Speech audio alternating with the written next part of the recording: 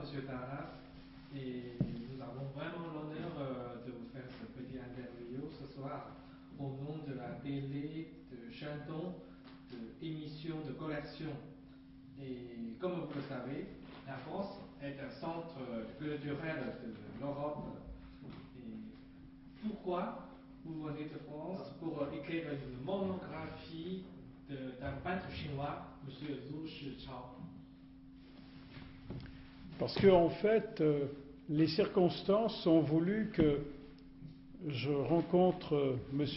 Zhu Shichao par le truchement d'un ami, le peintre Guy Toubon, dont j'avais écrit quelques années auparavant la monographie. Et c'est tout à fait simple. Nous nous sommes rencontrés il y a un peu plus d'une année dans la région provençale avec Guy Toubon, et tout de suite, évidemment, j'ai été bouleversé par le travail de M. Zhu Shichao. J'ai souhaité d'ailleurs en savoir plus ensuite. J'ai donc écrit un premier portrait de M. Zhu Shichao, un texte monographique également, et à partir de ce portrait de M. Zhu Shichao, nous avons correspondu, évidemment. Nous nous sommes rencontrés en France avec M. Zhu Shichao, et j'ai émis un peu l'idée d'aller un peu plus loin que ce portrait pour réaliser une véritable monographie qui est une œuvre plus conséquente qui se prévaut de montrer, d'expliquer l'œuvre du peintre en suivant la chronologie de sa carrière. Donc, M. Zhu Shichao, en tant qu'un peintre, né à Qingdao, ayant fait ses études à Qing'an, et ayant devenu connu à Pékin, et ayant eu un grand succès à Paris, même en Europe, après ces dizaines de jours de travail. Donc, en suivant le chemin de M. Zhu, de la vie de M. Zhu, quel est votre sentiment? Un sentiment véritablement multiplié par les circonstances. J'étais, je vous l'ai dit, déjà bouleversé par la peinture de M. Zhu Shichao, mais en suivant sa vie depuis la petite enfance, M. Zhu m'a fait l'amitié de m'emmener un peu sur les lieux familiaux où ses parents avaient vécu. À Qingdao, dans le berceau de la famille, un petit peu. Et c'est très éclairant pour un écrivain d'art d'avoir en main, de posséder suffisamment d'informations sur le peintre, sur sa famille, sur la sociologie, sur aussi les circonstances qui ont amené un enfant, et curieusement, multipliant les étapes au fil des années, rivalisant d'une certaine virtuosité dans les techniques du trait, les techniques du dessin. En Chine, quand même, on dit que la peinture à l'huile, c'est vraiment une nouvelle chose pour les Chinois. Surtout, il y a plus de 100 ans, il y a quand même quelques peintres comme Zhao Ti et Zhu Zechun, donc, qui deviennent connus. Surtout, ils ont réussi à faire une harmonie entre la peinture européenne et la culture chinoise. Donc, surtout, avec beaucoup de couleurs et les traits très, très puissants, et aussi les rythmes de musique, et aussi donc une sensibilité de la lumière. Et dans ce cas-là, que pensez-vous sur M. Zhu et Zhao Ti et Zhu Zechun? Quelle est la différence entre ces trois peintres? Écoutez, la différence est fondamentale. M. Zhu Shichao n'a vraiment rien à voir avec les peintres que vous me citez, qui sont autrement important et que j'apprécie beaucoup. Monsieur Zhu Qichao montre une voie un peu unique. C'est quand même quelqu'un qui, au départ, après les dessins de la petite enfance, lorsqu'il entre véritablement, comme on le dit en religion, sa religion c'est le dessin et la peinture. Ses premières peintures sont des aquarelles, traitées curieusement comme une peinture à l'huile. C'est que M. Zhu Qichao a déjà ce souci, à travers une aquarelle, de raconter une histoire, de livrer ses sentiments qu'il a éprouvés quelques heures, quelques jours, quelques mois auparavant, devant un spectacle de la vie quotidienne, devant un champ de céréales, devant une forêt, devant un village qui commence à se métamorphoser au contact du modernisme. Et je ne souhaiterais pas, pour ma part, apporter des éléments comparatifs avec Zhao Wuqi et d'autres peintres chinois. Monsieur Zhu Qichao est véritablement quelqu'un qui a été certainement influencé par l'impressionnisme. Il connaît par cœur les impressionnistes français, il les a étudiés, ses professeurs lui ont beaucoup parlé des techniques que ces peintres impressionnistes employaient.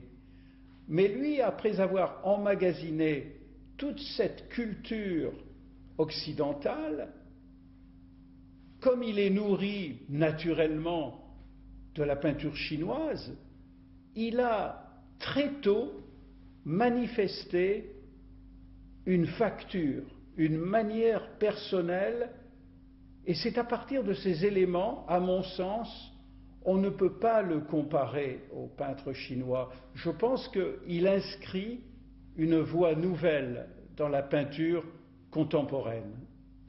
首先呢，我认为周老师他的风格是独一无二的。Donc, on parle toujours l'abstrait et le concret le concret et l'abstrait dans les œuvres de M. Zhu.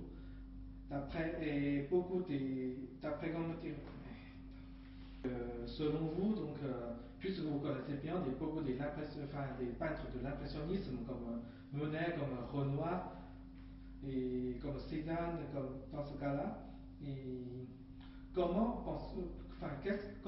pensez-vous sur M. Zhu et l'impressionnisme ou sur l'impressionnisme? Oui, en fait, tout d'abord, je devrais vous dire que l'opposition entre l'abstraction et le concrétisme n'a pas tellement d'importance en soi. Il ne faut pas être un petit peu sous l'influence de cette opposition. Une peinture est par essence, même si elle est parfaitement figurative, une peinture, elle est une abstraction en soi, elle ne peut pas être la copie conforme, telle une photographie qui serait en 3 dimensions. L'abstraction, évidemment, est un mot commode, comme on dit, cette toile est concrète ou abstraite. En fait, ce qui est important chez M. Zhu Qichao, c'est qu'il a, je vous l'ai dit, il a appris à connaître avec une analyse très lucide, il a appris à connaître les techniques de l'impressionnisme, la diversité de ces peintres, notamment français, qui ont apporté à un moment donné une nouvelle vision picturale. En fait, M. Zhu Qichao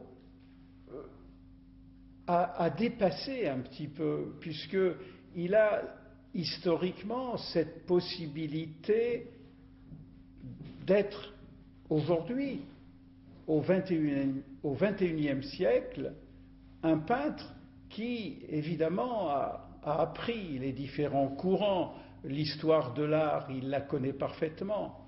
Et je crois qu'il ne faudrait pas trop coller à M. Zhou Qichao une étiquette, impressionnisme. Moi, je retiendrai surtout le coloriste. Le coloriste, évidemment, on le voit dans ses dernières œuvres, ou disons les œuvres de ces 5-6 dernières années, il a quand même dépassé les courants habituels de l'impressionnisme, de l'expressionnisme.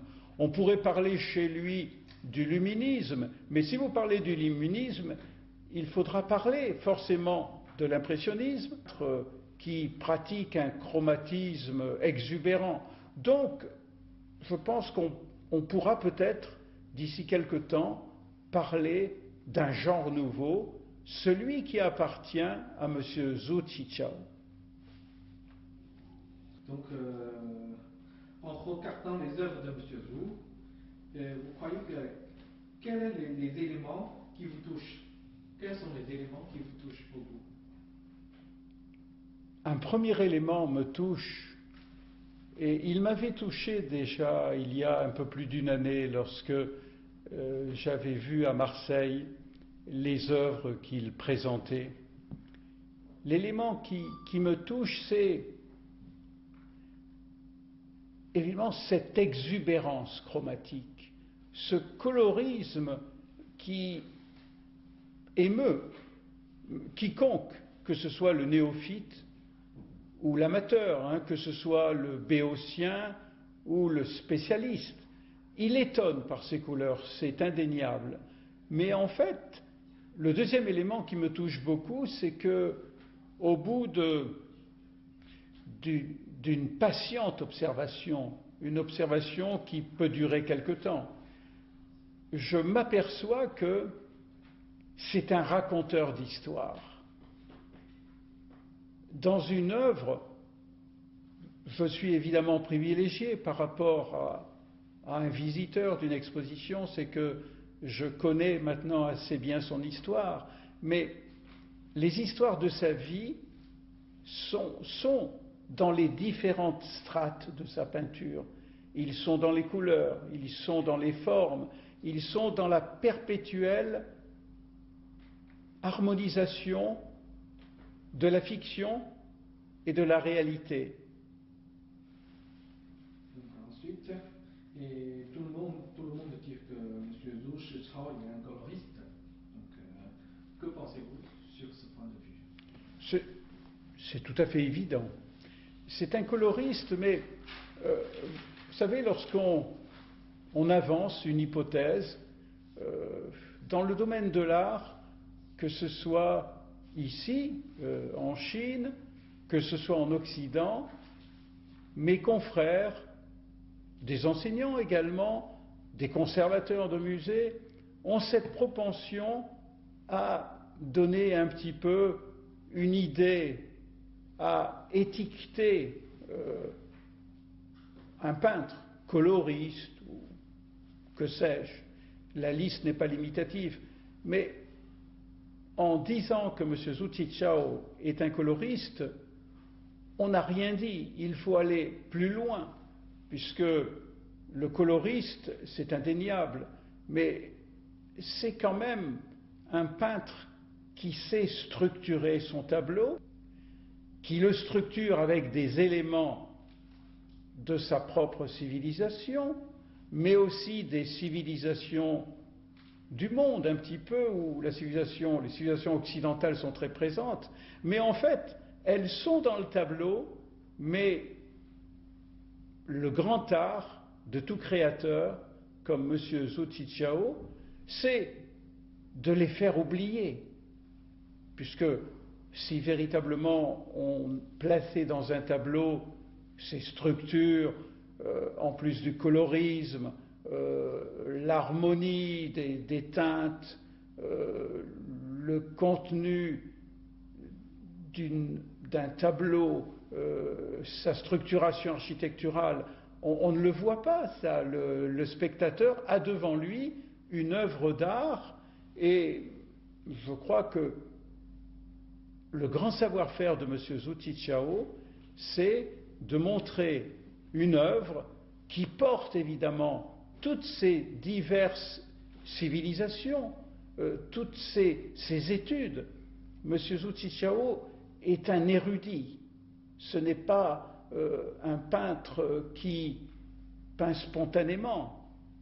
C'est vrai qu'en voyant ces toiles, on aurait tendance à dire, mais c'est quelqu'un qui est un expert dans la couleur, qui peint très vite, avec beaucoup de spontanéité, mais au bout d'un certain nombre d'observations, on se rend compte que ce peintre-là est véritablement quelqu'un qui invite par ses œuvres à une réflexion très profonde, pourvu qu'on s'en donne la peine et le temps et la compétence. 当然，说到周老师摄影大师，donc dernièrement, en tant que quand même le critique de l'art, et selon votre point de vue, est-ce que vous pouvez quand même commenter un petit peu sur M. Zhu? Vous pouvez faire un petit commentaire? Oui, en effet. Des commentaires, je les puise surtout, non plus dans l'observation, dans une observation prolongée, puisque je viens d'avoir le temps, nous avons passé un long moment ensemble, mais au regard de sa vie, c'est que je regarde un certain nombre de peintures de M. Zhu et je me rends compte comment sa carrière est née, comment dès l'enfance on trouve chez cet enfant qui n'est pas encore un adolescent une maîtrise dans le portrait, par exemple, la technique des hachures dans les reliefs montagneux, par exemple.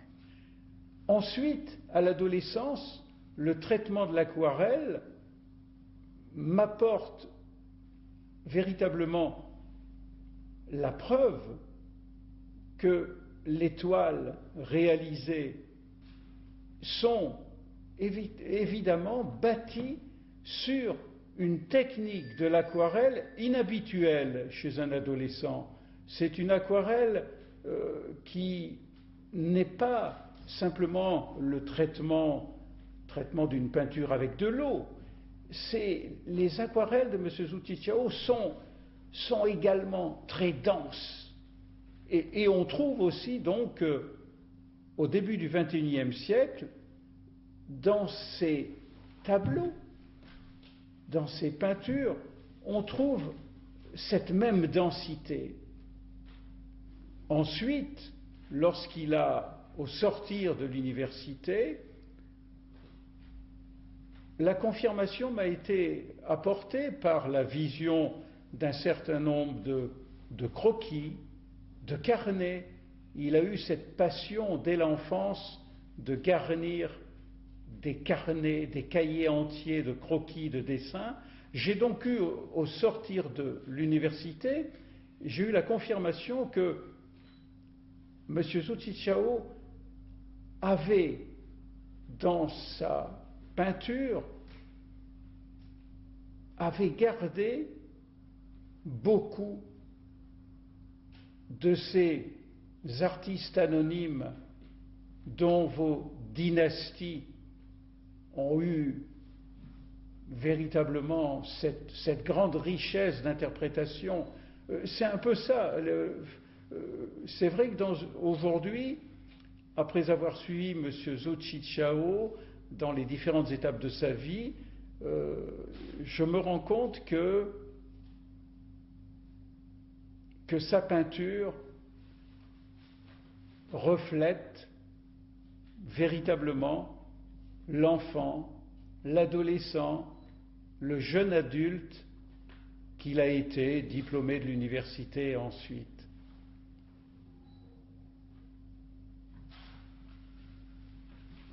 Oui, avec plaisir. Je vous remercie, moi également. C'est vrai que au moment où je suis dans une intense préparation de la monographie de M. Zhu Qichao, je me rends compte aussi que ce grand peintre, qui est devenu maintenant un ami très cher, je me rends compte qu'il m'a aussi apporté une grande chose. C'est que, premièrement, il m'a peut-être appris à travers sa vie, sa famille, les merveilleuses étapes de cette vie très dense, très attrayante, très dure aussi. Il m'a appris peut-être à regarder la Chine, évidemment, d'un autre regard, avec un regard plus aiguisé.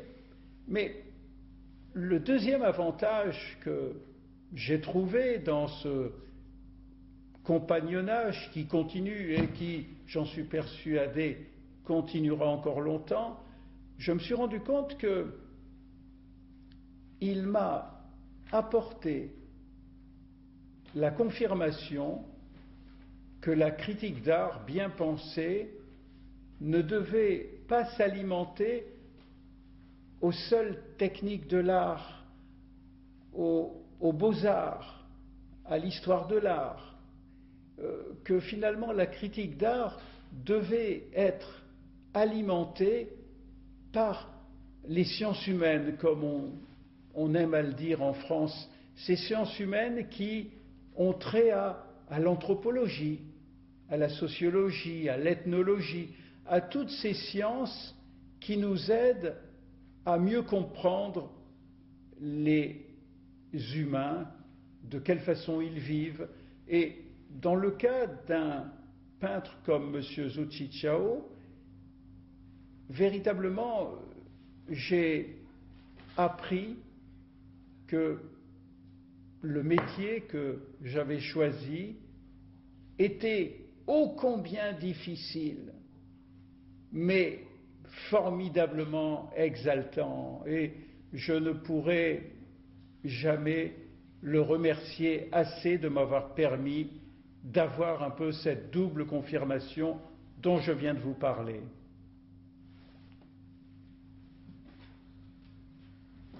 首先呢，因为我确实在开始着手准备写周老师的传记，而同时我也是把周老师当做我最珍贵的朋友。通过这次呢。